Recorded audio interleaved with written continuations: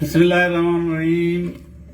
आज ईद का तीसरा दिन है और मैं अपने तमाम साथियों को, बासियों को, देखने वालों को, बच्चों को, बड़ों को, बूढ़ों को, तमाम को ईद मुबारक, ईद की मुबारकबाद। इंशाअल्लाह तीसरा दिन अख्ताम को जाएगा अल्हम्दुलिल्लाह। अब मैं जो है ज़ाफ़रानी खीर चावलों की बना रहा था। मैंने सोचा कि आपको दिखा दूं। सिर्फ इसमें अब मेवाजात मिलाने रह गए हैं। मैंने पिस्ते डाल दिए छील के, उसको माइक्रोवेव किया है।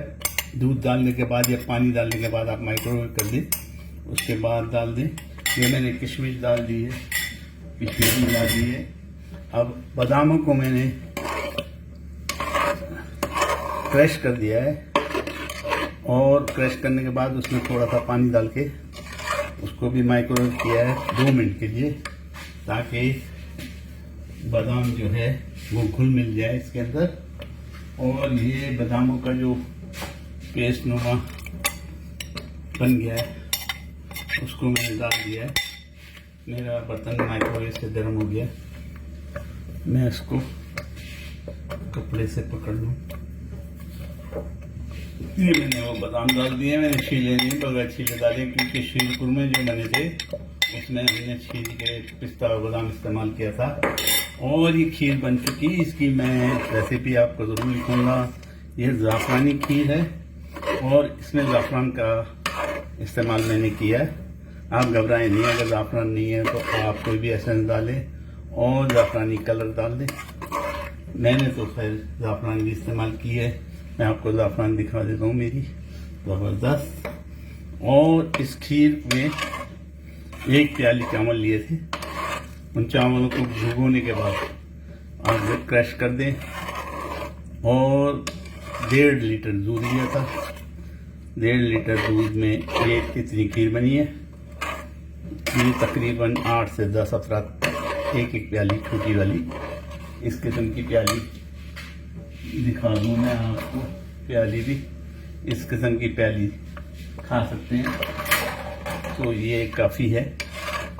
सिर्फ घर वालों में से हम लोग 5-6 अफराद हैं, वो खाएंगे। 5 बड़े और 2 बच्चे हैं, वो खाएंगे। और पड़ोस में 1 प्याली बेच देंगे, एक दूसरे पड़ोस में बेच देंगे। तो ये ईद का मीठा है। मेरी ज़ाफ़रानी खीर ताइफ में बेइंतहा मशहूर थी और लोग है ना खुद जो है डिमांड करते थे कि यार वो ज़ाफ़रानी खीर खिलाओ। तो मैं ये ज़ाफ़रानी खीर बनाता था और अल्हम्दुलिल्लाह ज़बरदस्त बनी है। मिठाई की ज़रूरत ही नहीं है जब आपके पास ज़ाफ़रानी खीर सही तरीके की पकी हुई बन दो।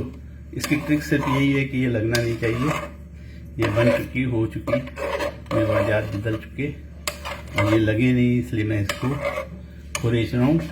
और इसकी एक ट्रिक ये है कि अगर इसमें नॉट्स आ जाए, गांठें आ जाएं, जो अक्सर वो इस तरह आती है, तो उसको ऐसे लेके फिर किसी और चम्मच से या जो मेरे पास है इक्विपमेंट उससे, स्क्रैपर से आप इसको दबा दें। क्योंकि इसमें किशमिश, बादाम, पिस्ता पड़ा है, इसलिए गांठें सी नज़र आ रही है। ये सिर्फ ड्राई फ्रूट है, उसकी वजह से है, वरना ज़बरदस्त हो गई है।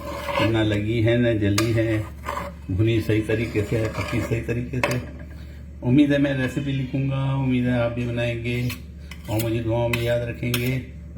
अल्लाह जितने लवाइकीन हैं जिनके इंतकाल हो गया इस महीने में या से क़ब्ल, सबको जन्नतुल फिरदौस में जगह दे। लोगों के खून आते हैं, गमों का एक अंबार है जो हो जाता है, लेकिन ईद बकरीद अपनी जगह पे है। रसूल पाक सल्लल्लाहु अलैहि वसल्लम सिर्फ और सिर्फ ईदों पर खुशियाँ मनाया करते थे। उनके ज़माने में इसके अलावा कोई भी ऐसी खुशी, शादी की तकरीबें होती थी लेकिन और कोई नहीं तकरीब मनाते थे। काफिरों की तकरीबों को हम लोगों ने अपना रखा है। दुआ करें कि वो सब हमसे छूट जाएं और सिर्फ मेरे रसूल की चाहत को हम बढ़ाएं, उस पर अमल करें। मेरे लिए भी दुआ करें, हिदायत की भी दुआ करें और अल्लाह ताला हम पे से इन बलाओं को टाल दे। इन सब दुआओं के साथ इंशाअल्लाह मक्का मदीना खुलने वाला है। हम मक्का मदीना जाएंगे। आप इंशाअल्लाह मेरे लिए दुआ करें, मेरे घर वालों के लिए दुआ करें। मैं आपके लिए इंशाअल्लाह ताला अल्लाह चाहेगा तो दुआ करता रहूँगा। आप बेफिक्र हो जाएं। बहुत लोगों ने नाम भेजे हैं, जिन्होंने नाम नहीं भी भेजे उनका भी मैं इंशाअल्लाह तमाम मुस्लिमीन और मोमिनीन के लिए दुआ करूँगा। अमल करने वालों के लिए ख़ास दुआ होगी। आप फिक्र नहीं करें, मेरी दुआओं में याद रखिए, मेरे घर वालों को दुआओं में याद रखिए। आप ज़ाफ़रानी खीर ज़रूर बनाइएगा, ज़बरदस्त बनती है। टेस्ट जो है सवाल ही नहीं पैदा होता कि ये मार्केट में इस तरह की मिले। आप बनाएं, उसको ठंडा कीजिए। अगर मिट्टी की जो कटोरियाँ उनमें ठंडा करेंगे तो और ज़बरदस्त मज़ा देगा। तो मेरे पास तो फ़िलहाल वो नहीं है, प्यालियाँ हैं कांच की, उसमें मैं डालूँगा और इनको ठंडा करूँगा और उसके बाद इंशाअल्लाह नोश करेंगे।